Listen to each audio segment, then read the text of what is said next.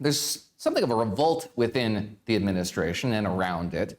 Over the course of his support for Israel's conflict, he's faced down a revolt of the interns, masked staffers appearing at protests outside the White House, State Department officials resigning in protest and making a spectacle of themselves, even unnamed officials within the State Department slow-walking the president's designs. All of this suggests that the Biden administration knows it's in a little bit of a tough spot. It has supported Israel in policy terms in ways that cannot be dismissed. But it has criticized Israel in rhetorical terms in ways that are designed to appease this relatively unappeasable rabble, having members of the State Department, for example, say very regularly that the Israeli effort to clear out Gaza of Hamas and effectively pursue the neutralization of Hamas as a terrorist entity, it's gone a little bit too far. It's just too excessive at this point. Even though in policy terms, in material terms, nothing backs up their rhetoric. And for a good reason, because it's not true. I want to read to you a statement from Sir Andrew Roberts, one of the premier military historians of our time.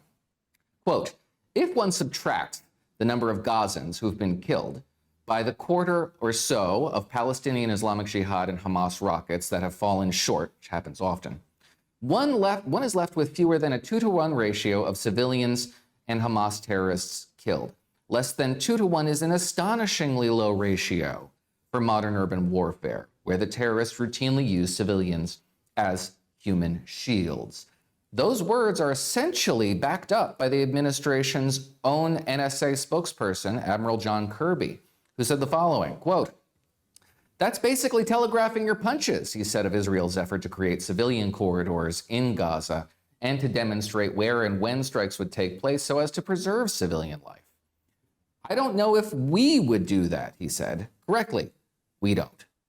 Nevertheless, the Bidenites have tried to appease their frustrated left flank on this issue, and it has not been successful, which perhaps explains this latest effort to achieve what I think is an unachievable objective, mollifying this restive base. And it comes in the form of a United Nations security resolution. This resolution stipulates that as soon as it is practicable to have a ceasefire, there should be a ceasefire. What's more, it objects to the notion that Israel should enter into Rafah, one of the farthest cities in the south of Gaza, in order to clear out the last remaining Hamas remnants, because it would imperil civilian life. Also, the administration and this resolution indicate that they do not want to see civilians displaced, which is in direct conflict with the notion that there should be an effort to preserve civilian life. All of it amounts to what I believe is a sotto voce, without necessarily having your fingers on it, effort to object to Israel's final goal in this war, which is to neutralize Hamas. Now, I'm a little bit out on a limb on this one. There are supporters of the Israel cause and the Biden administration's efforts to support Israel, which again have been commendable, who say that this is just small beer. It's really very little to worry yourself about, and we therefore shouldn't. So we're going to talk about it today. And I'd like to welcome in my two guests who are going to help me navigate this issue. Jonathan Schanzer, the Senior Vice President for Research at the Foundation for the Defense of Democracies and the host of FDD's Morning Brief, and Isaac Schorr, a staff writer at Mediaite, where I used to work, and a Novak Fellow at the Fund for American Studies. Gentlemen, thank you so much for joining me. I sincerely appreciate it. Good to be with you. Jonathan, I want to start with Thanks you. for having me. Thank you. Jonathan, I want to start with you on the Israel resolution. Who's right? Me, who say that this is essentially a way to have your cake and eat it too, and also to express displeasure with Israel's ultimate objective, America's ultimate objective, the neutralization of Hamas as a terrorist entity, or am I making a bigger deal out of this than I should be? Well, look, I think you're asking all the right questions, and I think the way this plays out over the next couple of days is going to settle this argument. I mean, I think the Biden administration is justifiably nervous. The main reason why they are nervous, I think, stems from the fact that Ramadan is rapidly approaching in 3 weeks. And Ramadan is actually not an excuse for violence, but it's often used as one by Muslim populations. And certainly we've seen that in the West Bank and in Jerusalem and in Gaza over the years. But we've also seen it in other parts of the Arab world where we've seen throngs of people coming out and protesting the war. So I think the administration's nervous there. By the way, I think the Israelis should be nervous there. So the idea of having some kind of a humanitarian disaster in Rafah is not in anyone's interest. But I also think that the administration needs to find a way to get to yes, because this war is going to drag on through the election cycle unless they can figure out a way to help the Israelis clear out the 1.4 million Gazans and win this war once and for all. Isaac, the Biden administration could be forgiven for thinking that they're sort of trying to straddle this issue essentially is right where the American people are.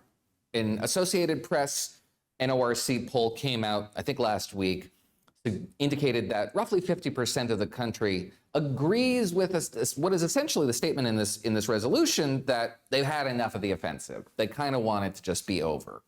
But at the same time, an analysis by Nicholas Grossman in the Daily Beast, Sound Analysis, says, if you parse the polls, you'll see that, sure, the American people don't want war, they don't want fighting, but at the same time, they don't want to see Hamas retained as the governing entity in Gaza, and they don't want to see aid, material aid, lethal aid, defensive aid to Israel held hostage by a desire to force them to cease this campaign. Are Americans confused? Is the Biden administration confused? They're getting contradictory signals from voters. Who's right? I mean, what I would say is that the main concern for the Biden administration with their kind of waffling and recent tack toward people who are concerned about Israel's offensive is that it accentuates some of his core weaknesses as a candidate. And the first of that is, recall that Biden's descent into historic unpopularity began with his fumbling of the Afghanistan withdrawal. That's how it all started. Before that, he was a relatively popular president. Voters don't trust him to make geopolitical decisions and believe that his leadership makes America seem vulnerable to its enemies. Any movement in that direction, even regardless of any polling that accentuates that point, is going to be politically dangerous for him. And also, it also plays into this idea that he's not in control of his own administration, because Biden has a very strong track record on Israel and on supporting Israel. So his kind of tack back toward this activist class in his own party definitely gives off the impression that he is not in control of his own administration in the way that he would like to. I actually want to press you a little bit on that control of his own administration notion, because it's as prevalent on very fringy far left opponents of the administration as it is on the American right. Conservatives too perceive this presidency to be easily manipulated by exogenous forces in ways that suggest either that the president isn't at the helm fully, or that it's just buffeted by events and not responding to them, and certainly not in command of them. I think they're both probably correct in some sense. The administration doesn't want this conflict. It doesn't want the conflict in Ukraine. It doesn't want the stress that is the pressures that are being put on it in the South China Sea.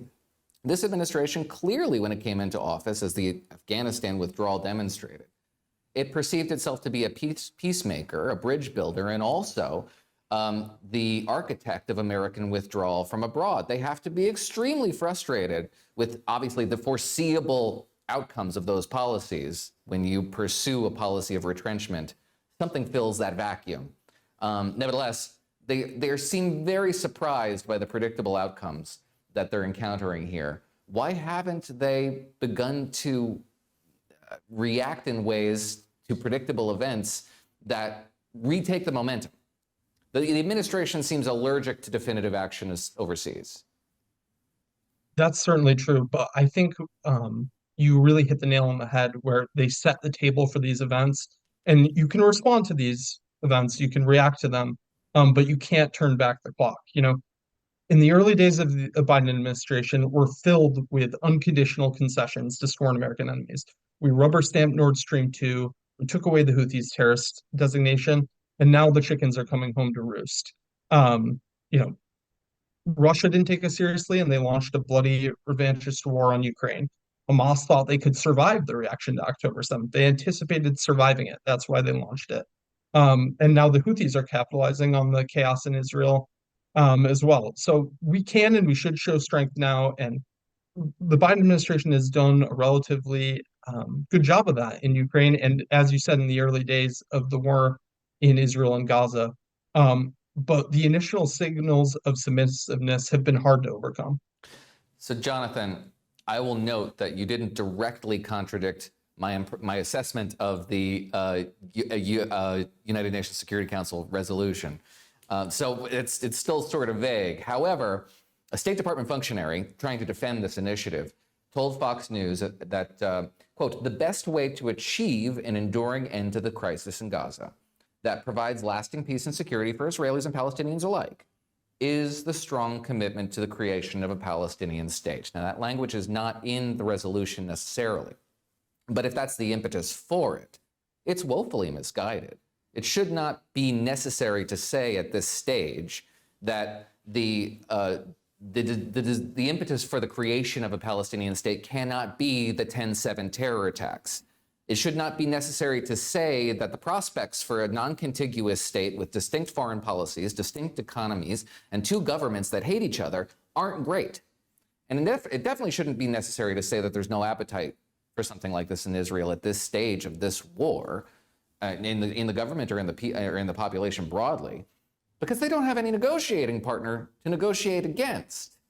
So the creation of this new state by international fiat, which, by the way, would be a bizarre thing for the United States to sanction, because on day one, it would become a bulwark against American policy. It would align itself with Iran, Russia, and China instantly. Is this just a verbal tick at this point? Is there any thought that goes into this? Well, who is being appeased by this? Is the audience for this Europe, domestic Democrats? Who are we talking to? Well, I think we're talking to the squad. I think we're talking to progressives here in the United States. 6 people in Congress. Well, and their ilk, let's say. I think we're talking to the masses that are out there protesting and making a mess on college campuses and on Main Street America. I think we're talking to the Europeans. We're talking to the Jordanians. We're talking to the Egyptians. By the way, I'm not sure we are actually talking to the Saudis or the Emiratis. I'm not sure they care. But your assessment is 100% correct, that this would not be a functioning government. Abu Mazen, Mahmoud Abbas, the president of the Palestinian Authority, is barely the mayor of Ramallah right now. I mean, the Israelis are the ones who are keeping law and order night after night. They've arrested somewhere between 4,000 to 7,000 Hamas operatives since the war began. And I think the Israelis are the only reason why we have not seen a complete collapse of the West Bank. Add to that the massive corruption, the pay-for-slay problem that the Palestinians can't seem to get over, the utter feeble governance that we've seen over the years, not to mention the penchant for extremism and the significant rise of Hamas in the West Bank. This would be a disaster, as you rightly note, and it really makes no sense right now other than to do a bit of virtue signaling right now to try to placate the electorate ahead of the elections in November. So what's really strange to me is all this frantic, fast movement and energy seems to be occurring at the same time as the Israeli campaign in Gaza does seem to be winding down some. They've withdrawn some forces. The incursion into Khan Yunis seems to be rather effective, and there's all this Sturm und Drang around in an incursion into Rafah, rather. But it's totally disconnected from what's happening on the ground. Is the administration, I mean, obviously the administration would like this to wind down well before the conventions, at which point they would be besieged. As, by the way, the administration is besieged everywhere. Just to be fair to them, they are, every time Joe Biden makes an appearance in a left-leaning city like San Francisco or New York City, he is under assault from a brigade of protesters. Secretary of State Antony Blinken has a permanent encampment outside his house. That's got to be harrowing for them. And I don't want I don't want to undersell that. Nevertheless, all this energy seems totally disconnected with what's happening on the ground. Does the administration have a little quiet confidence, or should it have a little quiet confidence, that its support for Israel's actions will have the desired effect in enough time to prevent the worst of the political backlash that it's been desperately trying to prevent? Look, I don't know if there's a way to prevent the backlash. I think the backlash is already there, and I think they're paying a price for it. I mean, just to qualify the question then, is the backlash so disconnected to events that the Biden administration can afford to take it for granted? They don't seem to be. They seem very afraid of it. But should they be? They are. They are afraid of the opinions of their voters right now. And you can see that, going to Michigan, you start to see the rhetoric start to change. Going to San Francisco, you see the rhetoric start to change. But then you see them doing the right thing day in and day out, supporting Israel's war effort. What I think they really need to do is you really can't take both positions here. And that's their biggest problem. I mean, they are tearing themselves apart, trying to figure out how to placate their constituents while also doing the right thing and letting Israel win. As you rightly note, the Israelis have actually conquered all major towns in the Gaza Strip except for Rafah. It's the last one. They need to clear out the humanitarian problem. They need to get rid of 1.4 million people who have been encamping there. They need to move them to the coast. And then from there, it'll take maybe a few weeks. And then this thing will be largely over. And that's the thing that I'm not sure the administration understands, is that they are on the 5-yard line right now of having pulled off something that no one thought that the Israelis would be able to do in such a short period of time. It has been nothing short of remarkable what the Israelis have achieved on the battlefield. And if they just got a little bit more help from the administration right now. And again, I will take nothing away from what the administration has done, but the waffling right now is not serving the administration. They need to rip off the Band-Aid. They need to let the Israelis finish the job. And then they can say, look, we handled this the way we needed to. Let's move on. I want to come back to that and the post-war scenarios. But briefly, Isaac, let's get to the domestic politics on this. Beyond the young people who are in revolt, as Jonathan noted, the administration has been sending envoy after envoy to Michigan in order to mollify a very restive population of Muslim Americans who have made it extremely clear that they have no intention of supporting Joe Biden in November if this policy continues and is in effect. You recently documented on Mediaite, where you work, and everybody should go read you, an effort on the part of African-American pastors to pressure the Biden administration into giving up on Israel. 39 state lawmakers now in Michigan are saying they're going to vote for uncommitted in the state's Democratic primary, up to and including Representative Rashida Tlaib. How real is this threat to the Biden campaign's bottom line, in your view, in Michigan? If Michigan goes the wrong way, that could be it for the Biden administration. It will be a tight election no matter what. They obviously see this as a very real threat.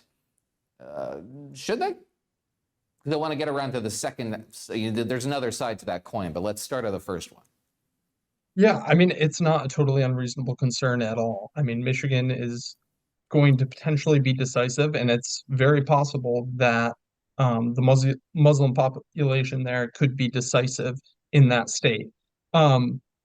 As I think you're hinting at, I am surprised by the lengths, rhetorically at least, his administration is going to try to mollify this subset of voters.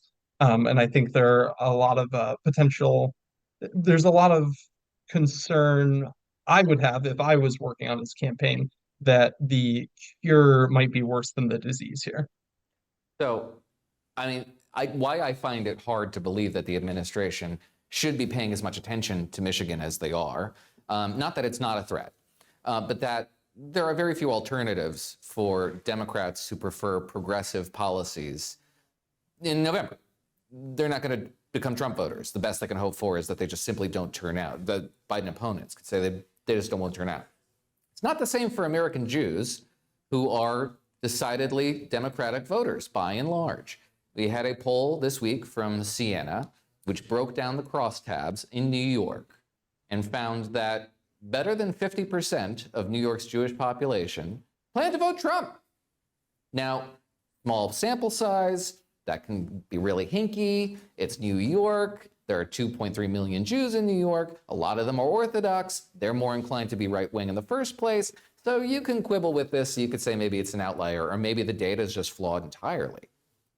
But unlike progressives who are dyed-in-the-wool dedicated, there are places for American Jews to go.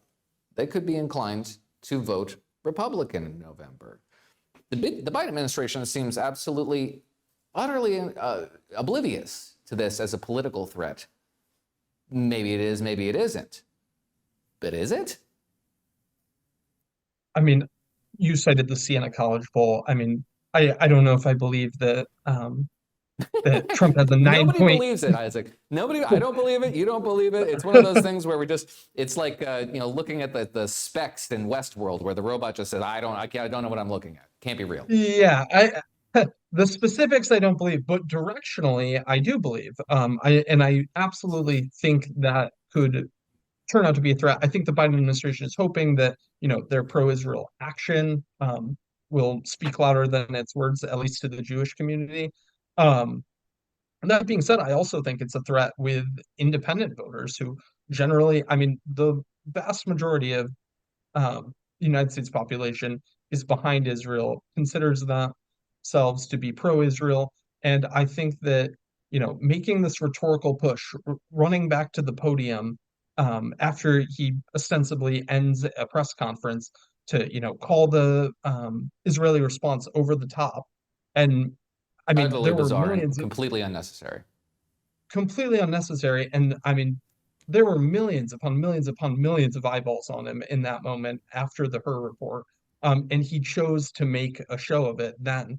And it was inexplicable to me, just from a pure political strength. I mean, by all means, reach out to Muslim voters, Of try to course. mollify their concerns on the side, but to choose that moment to make that strong a statement was really bizarre and really questionable. And you reminded me of a moment there that was counterproductive to the Biden administration's mission when he said at the podium, unprompted, that he would seek a temporary ceasefire. And if he secured a temporary ceasefire, he would push Israel to acknowledge it indefinitely. That it was essentially just change the facts on the ground, and he would force them to observe that. He repeated that subsequently, a couple of days later, in a press conference with the Jordanian king, which would seem like something you wouldn't want to admit if you actually wanted to pursue that sort of policy. You could get really deep in the weeds here and think that the administration is trying to sabotage itself in its own desires, but I mean, that would probably just be thinking a little too far out and, ahead of events here. Obviously, the administration just doesn't really know what it's doing and is just flopping around here for something that looks like a coherent strategy. Speaking of a coherent strategy, Jonathan, you talked about, 5-yard line. We're almost at the end of this thing. But we really aren't, because the day after the post-war scenario is occupation. Maybe there's some sort of a civilian authority that replaces Hamas, but it will be functionally under the control of the IDF in Jerusalem. So that won't mollify the anti-Israel protesters. They are operating under the misapprehension that the occupation didn't end in 2005 in the first place, 2006. This is just the occupation persisted forever. Now they're going to have meat on those bones. So the protests don't end. They don't go away, do they? Well, they don't, in the sense that I don't think anyone's ever going to let up on Israel regardless. I mean, they could cure cancer. It doesn't matter what they do. They're going to get slammed by a certain segment of the American left and by isolationists of both parties. But let me just say this. First of all, there are plans in place right now for the day after that would include administrative control over these territories that would not be Israeli. In other words, the Israelis would still want to have military control so that they could go in and out of Gaza the way they can in the West Bank right now, taking care of Hamas or other terrorist threats, and to be able to do so without being encumbered. That's one. But then there's the other part of this, which is, the invitations that have apparently already been sent out to the Saudis, to the Emiratis, to the Europeans and others, that, we're watching a plan take shape where the Israelis want them to take administrative control, hospitals, police stations, schools, etc., by sector, sort of looking like Germany did after World War II, with the idea that ultimately you build something that is viable. Now, if the US is on board with that, and we have also heard the administration talk about bringing the Saudis in and building upon the Abraham Accords, well, then this is something that's feasible. But again, if you're trying to make the Israelis lose, and you're working to make sure that they can't get into Rafah and they can't finish off Hamas, well, then none of this is going to happen. And then that brings us right back to the question of what is this administration gunning for in the first place? If they're not trying to bring about a stable Gaza, which would mean the complete conquest of Rafah and the complete dismantlement of Hamas, if they're not trying to do that, then what are they talking about as it relates to the Saudis and the Emiratis and other peace partners in the region? Again, just strategic incoherence. That's just, they're going to have to pick one and run with it. That's really interesting. I'm going to stay with you briefly because we got some breaking news right before we joined. And before I get to that, viewers, if you have questions, comments, concerns, you want to reach out, you want to talk to us, you can do so by raising your hand. You go to the bottom of the little menu down there and it says reactions, and that's the very first one. I'm pretty sure if you click that, raise your hand, we'll see it, we can plug you in. But Jonathan, we got some breaking news from Axios reporter Barak Ravid, pretty well sourced. It says today that there's been a float for a meeting between Israeli officials in Paris alongside Egyptian intelligence officials and the Qataris, a very disreputable group who play both sides of the game, but are nevertheless the key, apparently, to hostage negotiations. And as long as there are hostages presumed alive, there will be no resolution, as you described, something like a series of partitioned occupation zones. Without obviously knowing the details of this, it's just breaking. What kind of a sense do you get that this will be a productive enterprise? The Qataris have not really been able to deliver a lot of what they've promised since they've begun playing this negotiation role after the 10/7 massacre. Yeah, well, look, they've had one successful delivery of hostages, and I think, we give them a pat on the back for that. But the problem really is not that they haven't delivered since, which, it is a problem. But, as you say, they play both sides here, but it goes well beyond that, right? This is a country of 330,000 people that has 11% of the world's energy wealth, give or take. They spend a huge amount of money buying influence all around the world, and somehow they were able to elbow their way into this file. And when you look at what they've done here, they have actually created more harm than good. They've actually provided Hamas with a headquarters for the last decade or so. They've been providing Hamas with $30 million a month that we know of, above the table. In other words, in ways that the Israelis have at least turned a blind eye to. They've been aware of it and they've allowed it to happen. And now they're representing Hamas, even as we just learned this the other day, that the Qatari-owned Al Jazeera channel had a correspondent who was injured fighting for Hamas in Gaza. And then once he was injured, the Qataris airlifted him back to Qatar to have an operation on his leg. This is the country right now that is trying to negotiate a hostage deal with Israel. And of course, I'm skeptical. But I will say this, that the specter of Ramadan coming up in less than 3 weeks, with the potential for Gaza to implode, for the West Bank to turn hot, for Jerusalem to become a problem, and all the other populations that we're seeing that are making noises around the globe, I do get a sense, and this is, I think, why we're watching the French get involved. The U.S. has been involved from the beginning. I think there's a sense that they need to do something here. So we've heard now from Saudi media that Hamas is beginning to show signs of, and I'm putting this in quotes, this is their quote, that Hamas is showing signs of flexibility. So now let's see whether over the next day or two in Paris, whether they're able to make some headway. All right, well, we have hope for that. Let me know if we have any questions. I appreciate it. Isaac, I'm going to put you on the spot. No one's going to hold you to this. So feel free to answer with wild speculation. Joe Biden wins or loses Michigan in November? Joe Biden wins Michigan in November, I would say. I also I agree would that say, Joe Biden wins Michigan, but by a hair. You can't look at the polling and say that the threat isn't real. well, absolutely, absolutely. I think Republicans ever since 2016 have been chasing victories in Michigan. They've run, John James a couple of times. They've tried to pick off the seats there.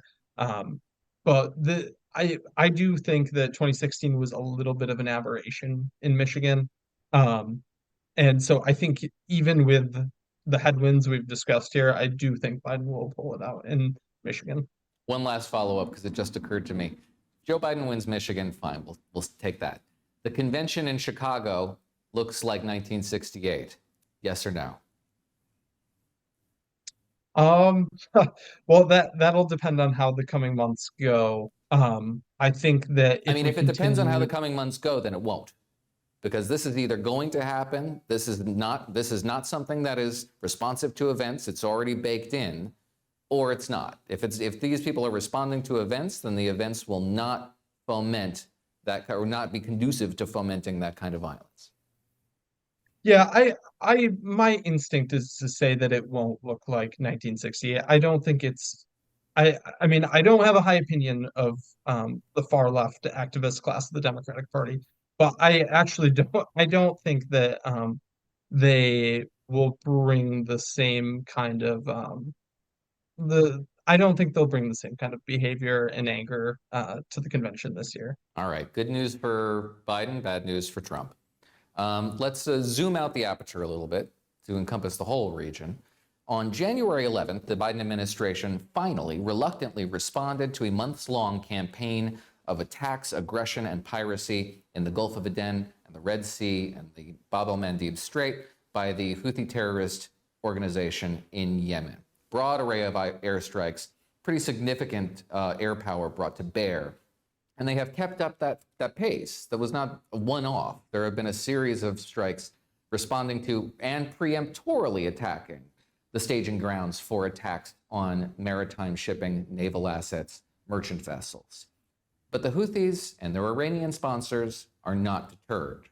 This week, we've had several attacks on shipping, including an attack on a British registered cargo ship. It is now listing badly. It has not yet sunk, but it is in very serious danger of doing so. 2 U.S. registered vessels encountered minor damage, one of which was carrying food aid to Yemen, was targeted by anti-ship cruise missiles, which is new. The United States intervened against an underwater drone, relatively sophisticated material, according to U.S. Admiral Brad Cooper, who spoke with 60 Minutes over the weekend. He said that shipping in the Suez Canal, which is where the Red Sea leads into, still down by about 40%, which is a serious throttling of international commerce, and that the sustained pace of operations in which U.S. Navy assets in the region are undergoing hasn't been this, the tempo of operations hasn't been this sustained since World War II. Jonathan, this is not great. Obviously. I don't know how long the United States can keep up this pace. It can rotate out the naval assets that it has in the region. But defensive ordnance is finite, and it's expensive, and it's disproportionate to what the Houthis are throwing at naval assets. The administration's design at the outset of this campaign to go after the Houthis was to deter them. It has not worked. The administration doesn't seem inclined to change its approach. So we're left to conclude that if it doesn't, that success was not the goal. Again, I struggle to understand what the administration's thinking is here. Maybe you can help me out. What's the end game? Are we just simply going to allow a ragtag bunch of terrorists with improvised pipes to shut down one of the world's preeminent shipping lanes and demonstrate that the foremost expression of American hegemony, the free guarantee of the seas, is no more? Well, I wish I could tell you that there was a grand strategy. There is not. Me too. I wish I could say that the administration had this in hand. and they don't. What we are watching right now is an administration once again being driven by fear of its own constituents. There was a time, and it's interesting, there was a time where, an American president responding to military aggression with a military response, that was deemed very presidential. That was the kind of thing that would actually bolster your credentials as a commander in chief, as a guy that was running again for a second term. And what we're watching right now is Joe Biden being fearful of adopting that role. He doesn't want it. He doesn't want a war. And the bottom line is that after the wars of Iraq and Afghanistan, after the tough losses that America faced, some of which I would say were of our own doing, some not so much. But by the way, both of those were connected to Iranian aggression, Iranian designs to weaken the US-led world order. And right now, rather than responding, rather than taking control, rather than looking like a superpower, we have yielded. We've yielded to the Iranians, who have paid no price for anything that has happened on the Red Sea since these attacks began. The Houthis themselves have sustained tactical strikes. And what I mean by that is, you see, the U.S. actually just over the last 24 hours hit a couple of missiles and rockets and drones in warehouses. Rather than hitting the Houthi leadership, which should have been taken out on day one, rather than taking out the IRGC and Hezbollah advisors that are based in Yemen, rather than taking out the external headquarters that is based in Oman. We've done none of these things, and these are obvious targets. And so I am led to the conclusion that the administration just does not want a conflict heading into an election cycle, and they are therefore more content to allow the Houthis to terrorize the Red Sea and to shut down shipping there than to actually stand up for the world order that we created. Yeah, not wanting a conflict is exactly how you get one. Isaac, it's all one war. It is no coincidence that the region erupted on 10/7 after Hamas, an Iranian proxy, executed the worst assault on Israeli Jews since World War II. The Houthi attacks began shortly thereafter, an Iranian proxy. The attacks on U.S. positions, hundreds of attacks on U.S. positions in Iraq and Syria began shortly after 10/7, all of which are associated with Shiite militias, which are presumed to be under the influence or direct control of Tehran. It has cost tons of U.S. capital. It has cost blood in the form of the deaths of 3 U.S. service personnel.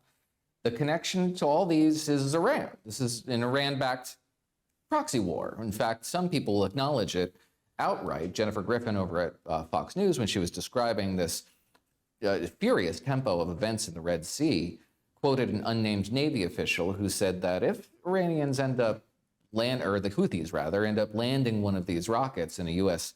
boat, it will most likely result in casualties or perhaps fatalities, which would take this proxy war between the United States and Iran to a new stage, perhaps even a real war. It seems to me that the administration could have taken a page out of the books of the Reagan administration and indeed the Trump administration. What they're seeing now is exactly what the Trump administration experienced in late 2019, early 2020. And the Trump administration was slow to respond to that. It was a broad array of missile strikes, the tempo of missile strikes unabated on U.S. positions in Iraq, just kept on going until it killed a U.S. contractor, at which point the United States responded proportionately against one Khatib Hezbollah site, but the attacks didn't stop. Indeed, they got worse. The United States embassy became under siege. Just a throng of people surged through the walls, terrorized U.S. diplomatic personnel, forced them into safe rooms for about 24 hours. It was a real assault on the U.S. presence, diplomatic presence in Iraq. So what did the administration do? Well, it arrested the decision-making process there, went right inside the ODNI loop, and scared the heck out of the Iranian regime by killing Soleimani on Iraqi soil. Very similar to what happened in late 1980s under Ronald Reagan with Operation Praying Mantis, which put a lot of Iranian naval assets at the bottom of the sea. Once you strike Iran in a way that conveys to the regime's elements, which are terrified of the prospect of a direct conflict with the United States, because it would mean the end of the regime, that they're looking at the prospect of staring down the barrel of a direct conflict with the United States, all of a sudden really clarifying. Fear of God strikes, and you have the tempo of events stop. This seems to me to be what we should be seeing from an administration that was actually interested in putting an end to this pattern of events. Obviously, the Biden administration is leery of those examples for political reasons, but they shouldn't be, because the outcome is exactly what they want. I agree completely. And I would say we've talked a lot about the different constituencies in the Democratic Party. And I think one we haven't talked about is the Obama kind of brain trust within the Democratic Party, which is as scared as and as nervous as Iranian leadership is about the prospect of a direct war with America. I mean, there are elements of the Democratic Party that are terrified of provoking Iran in any way. And it's been this way for well over a decade now. And I don't know if it's some kind of emotional attachment to the JCPOA, the Iran nuclear deal, or what it is, but it's been this way for a long time. And I suspect that that is the driving factor behind the Biden administration's reticence to attack Iran or deter Iran in a way that will be effective. So I think that is one thing that goes very under discussed, and I think perhaps the most important constituency here is the kind of this brain trust within the Biden administration that is just determined to, make fetch happen with Iran.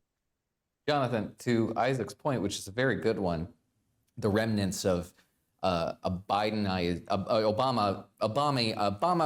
view of the international landscape and America's role in it. He says they're worried about provoking Iran. I would say that from their perspective, the Obama perspective, they perceive Iran to already have been provoked. The United States is a provocative player in the Middle East from the Obama worldview.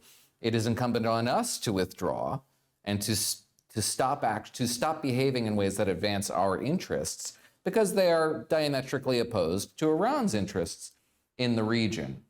This sort of Ben Rhodesian approach to international affairs in the Middle East.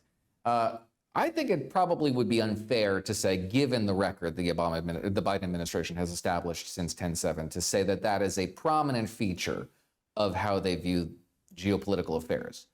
But it's certainly a prominent feature of the State Department.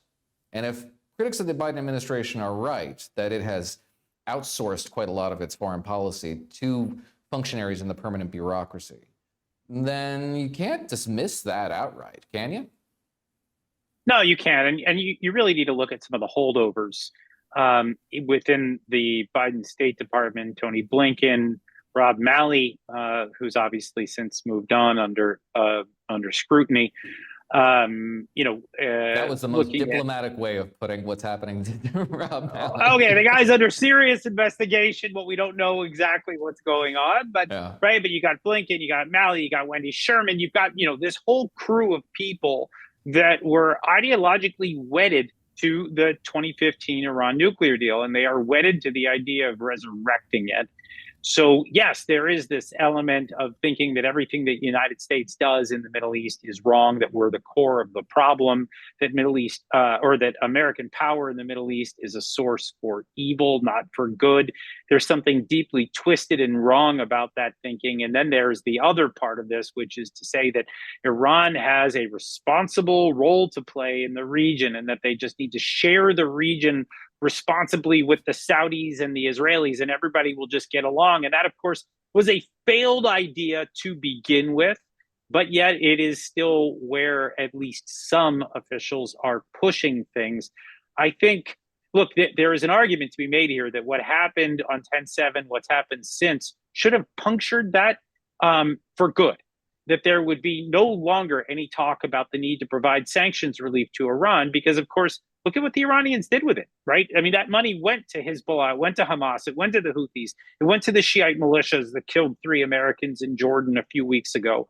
Like, these are things that we should not even be thinking about any longer, but yet you still have these fossils, these barnacles that remain at the State Department, and they need to go. This whole concept needs to be eviscerated, and yet somehow it's hanging on. And again, I think to your point, the administration has actually done a decent job of not falling in with those policies, but yet those policies have still found a voice, haven't they? They have. I love that we've got to tease out the Jonathan Schanzer. I know, Isaac. So Jonathan raises actually kind of a nice point, a possibly positive point, because it was the Obama administration's reliance or desire to seek a nuclear accord and desire to lean on Iran to fill the vacuum it would leave after Iraqi withdrawal in early 2011, the withdrawal of all American forces from Iraq, to provide some security for the really insufficient Iraqi security forces, to use those Shiite militias to fill the vacuum, fill the void. And that scared the heck out of the Sunni powers in the region. And that was the predicate for the Abraham Accords. That realignment, the clarifying terror of the prospect of a Shiite-dominated bulwark in the region, all of a sudden, Sunni regimes began saying, well, you know what, maybe we should start to really think about our relationship with Israel more seriously.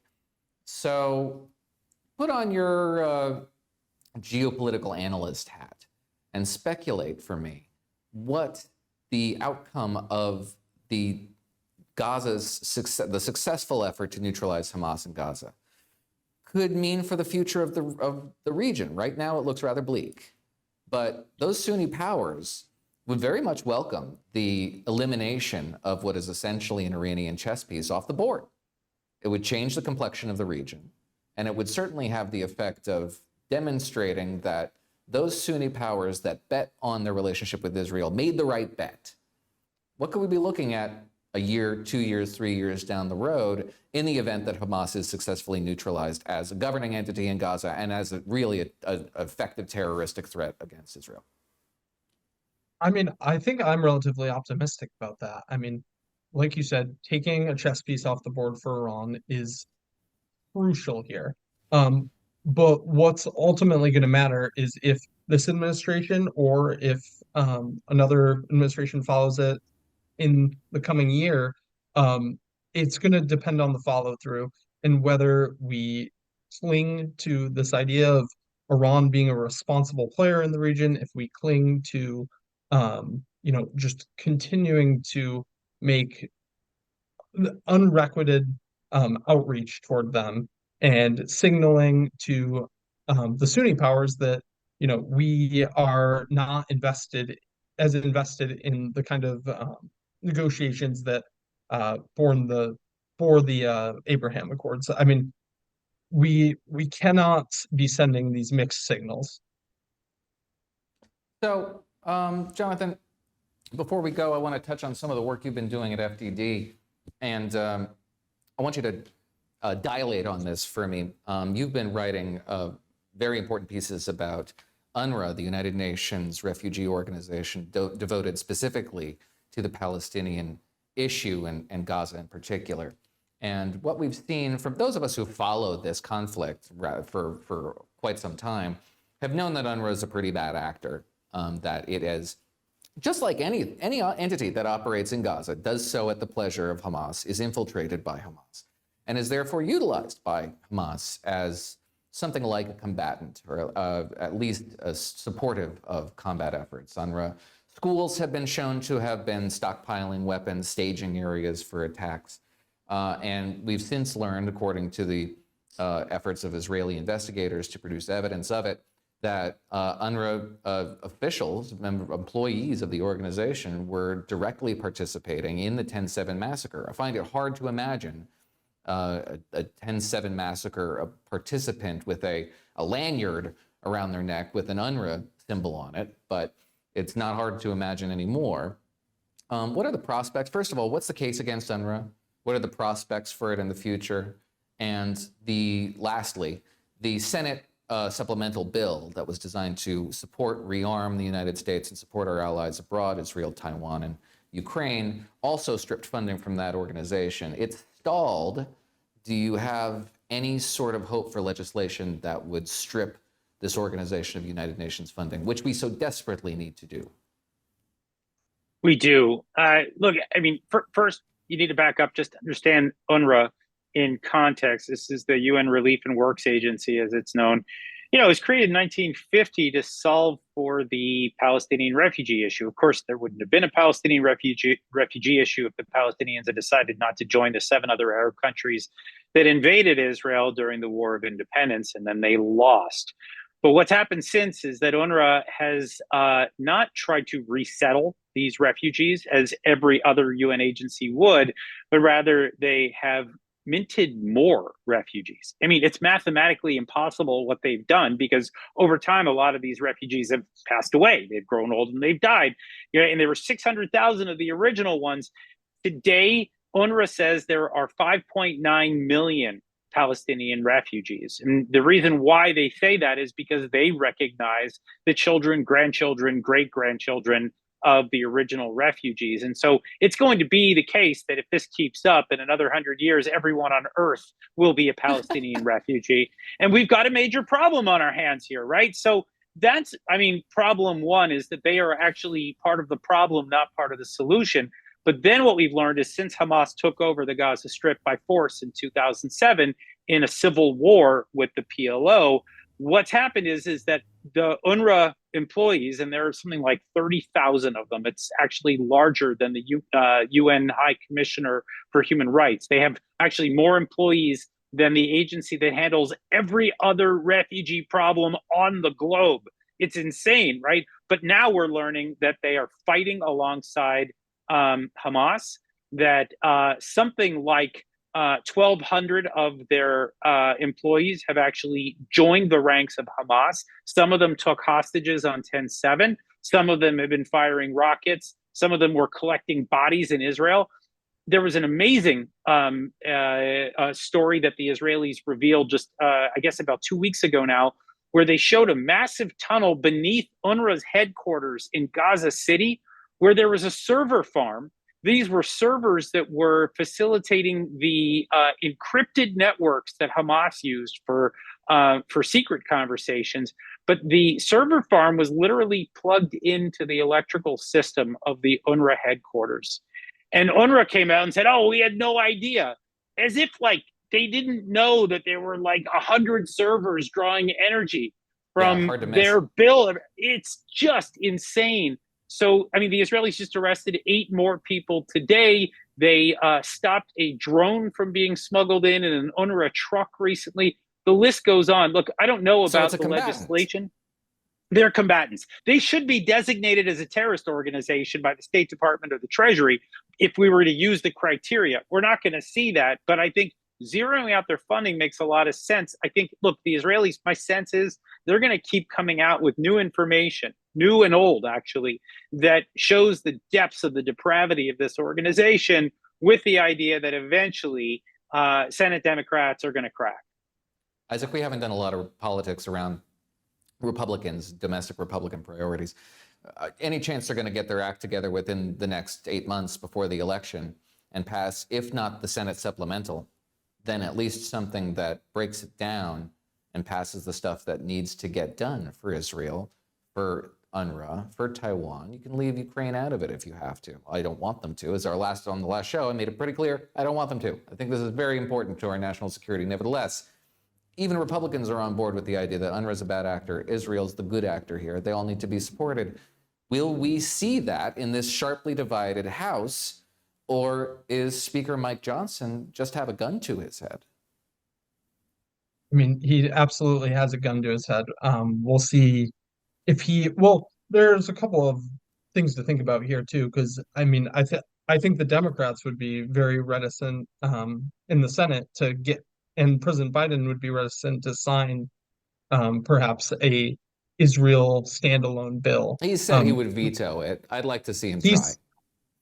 Yeah, he might be bluffing there. He might be bluffing, but nevertheless, he is saying that. So, I mean, I'm with you. I think they should go with a broader package. I might have also gotten behind the compromise border foreign aid deal as well. They've chosen to reject that. I would not put any amount of money on trusting this Congress to do the right thing, even the politically advantageous thing, really.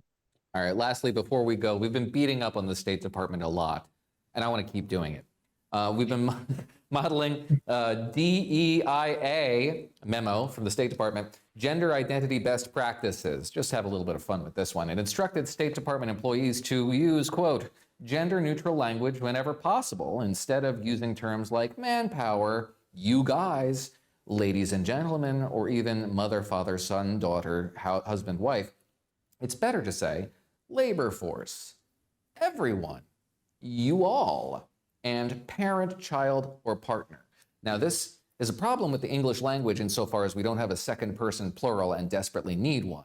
But beyond that, I don't see much of the purpose beyond this other than to demonstrate that this bureaucracy is wholly captured by the progressive left, which is part of the reason why it is so utterly useless in the face of real serious geopolitical conflicts.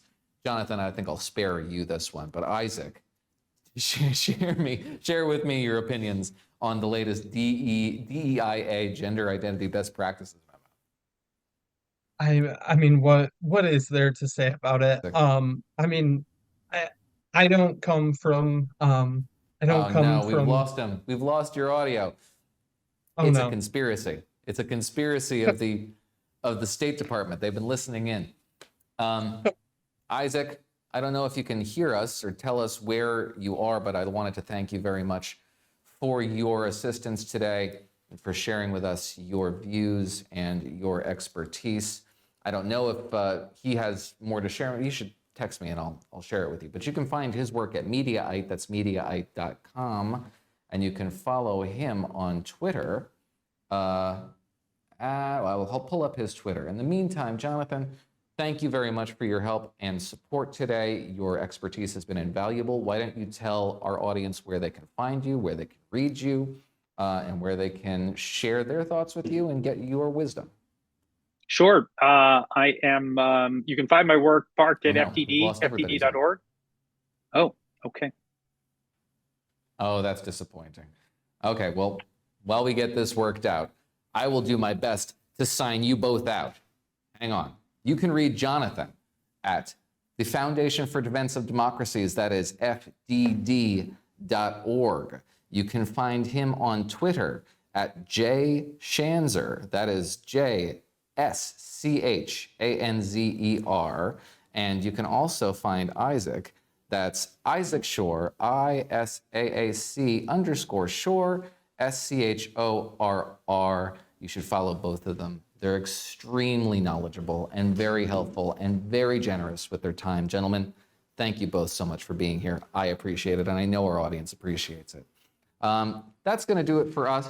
You've been watching Issues with me, Noah Rothman. You can read me at National Review. That's nationalreview.com, where today I've been writing about how the Biden administration has, or rather the president, during a fundraising appeal to Democrats in San Francisco, made the rather shocking claim that the real existential conflict we face isn't great power conflict, has nothing to do with the hot mechanized war in Europe, the nuclear warheads that are possibly about to be orbiting overhead, or the alliance of illiberal states that is determined to destroy American dominance by force. No, it's the weather. Climate change is what's going to take us out. I have a lot of thoughts on that. You can read them at nationalreview.com, and you can follow me on Twitter. That's Noah C. Rothman on Twitter. I hope to see you back here next week on Two-Way Issues with Noah Rothman. We'll see you then.